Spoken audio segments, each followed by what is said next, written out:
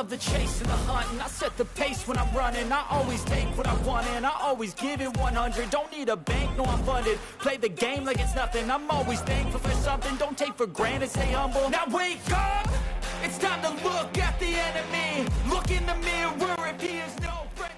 Assalamualaikum warahmatullahi wabarakatuh. Selamat malam teman-teman. Jumpa lagi bersama saya di sini, Bagus Baraja, di channel Gus Baraja. Setelah sekian lama nggak buat video, tepatnya kurang lebih 9-10 hari ya, tapi saya hadir kembali untuk Anda semuanya, tentunya dengan materi-materi yang sangat menarik. Dan kebetulan hari ini saya ingin bahas sekaligus menjawab pertanyaan tentang doa atau terkait tentang doa. Banyak sekali yang bertanya, bisa nggak dijelaskan doa yang mudah diijabah oleh Allah? Padahal sebenarnya Allah mudah-mudah saja mengijabah doa kita. Namun kita tidak tahu sebenarnya apa yang kita doakan. Nah, untuk itu simak videonya sampai selesai. Namun sebelum itu saya ingin mengajak Anda semuanya untuk menghadiri seminar online yang saya adakan dengan tema rahasia keajaiban doa. Ya, sebelum Anda memahami doa, ada baiknya Anda pahami dulu tentang rahasia keajaiban doa, tentang doa itu sendiri.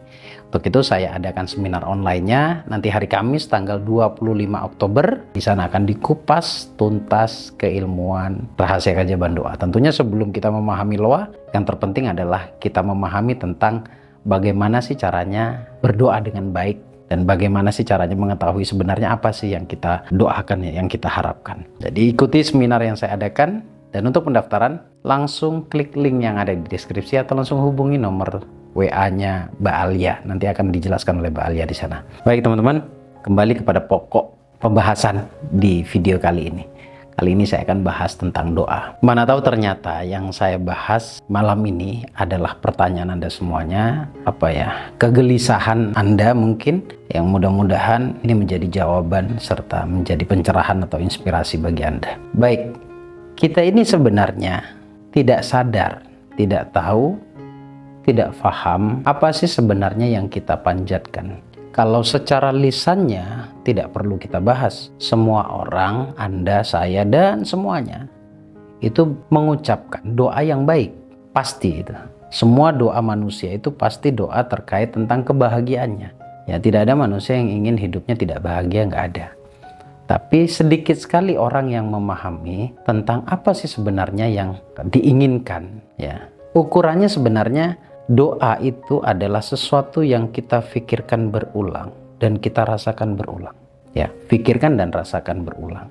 Jadi Anda bisa tarik dari apa yang saya sampaikan, bisa tarik kesimpulan dan tarik pertanyaan baru lagi. Apa yang Anda rasakan dan apa yang Anda pikirkan berulang? Kalau yang Anda pikirkan atau rasakan berulang adalah sebuah ketakutan, kekhawatiran, maka sebenarnya itulah yang kita inginkan atau yang Anda inginkan. Jadi itulah yang sebenarnya doa. Walaupun secara sadar doa yang diucapkan dari lisan ini adalah doa tentang kebahagiaan.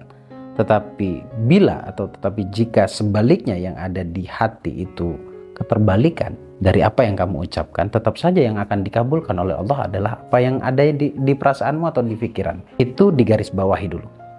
Oke? Nah, sehingga kita bisa lebih luas dalam membahas ini ya. Ada banyak teman-teman atau mungkin Anda sekarang yang mendengarkan saya, ini yang saya rasakan dulu ya, kegelisahan dalam berdoa, bahkan sudah berusaha sedemikian rupa melakukan cara-cara yang sifatnya spiritual. Contoh misalkan wiritan, apalagi di zaman sekarang Anda bisa dengan mudahnya mendapatkan wiritan lewat channel YouTube, dan memang ada beberapa channel YouTube yang memang kontennya adalah membahas tentang amalan. Tiba-tiba karena kebutuhan mendesak dan lain sebagainya, kita mengambilnya mentah-mentah. Ya, kita mengambilnya asal ada udah langsung diamalin. Saya tanya dulu nih, setelah kamu mengamalkan, adakah perubahannya? Sebagian akan menjawab ada, sebagian akan menjawab belum sampai detik ini. Apakah amalannya yang salah? Atau yang ngasih amalan yang salah?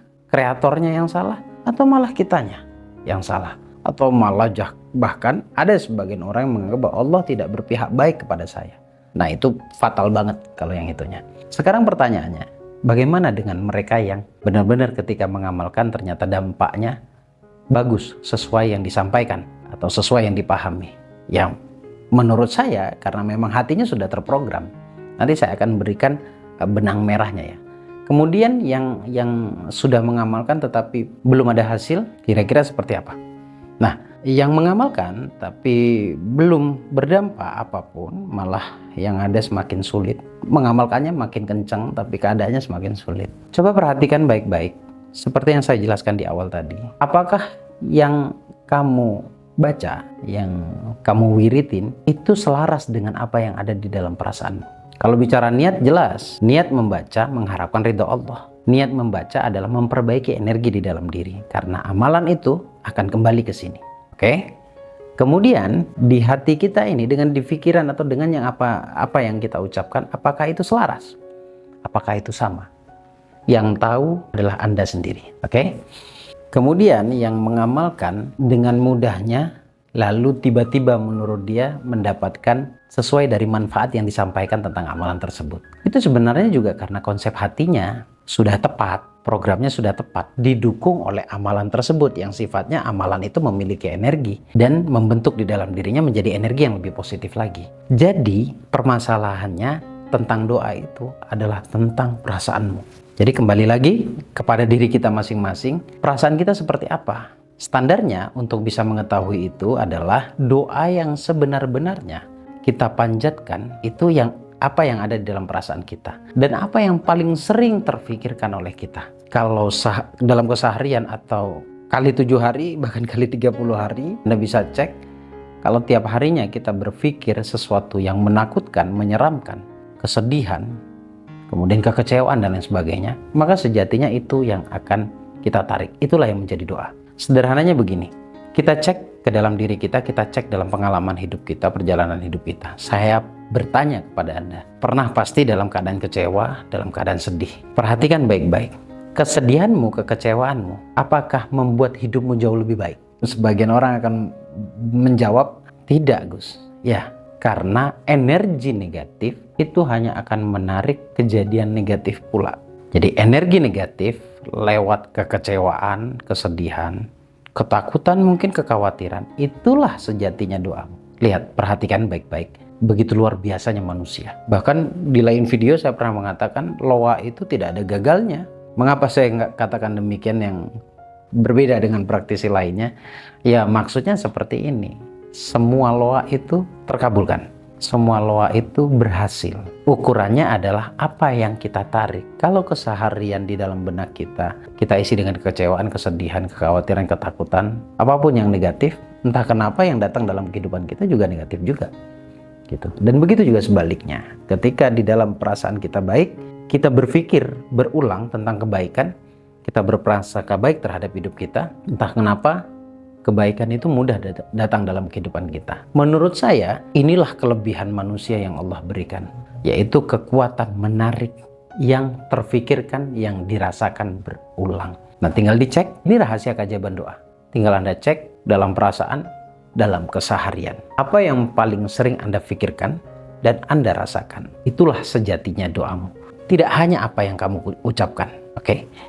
Kalaupun kamu mengucapkan, mengamalkan apapun itu, yang menurut kamu dapat pengertian bahwa ini akan menarik rezeki. Ini yang membuat rezeki datang kepada saya.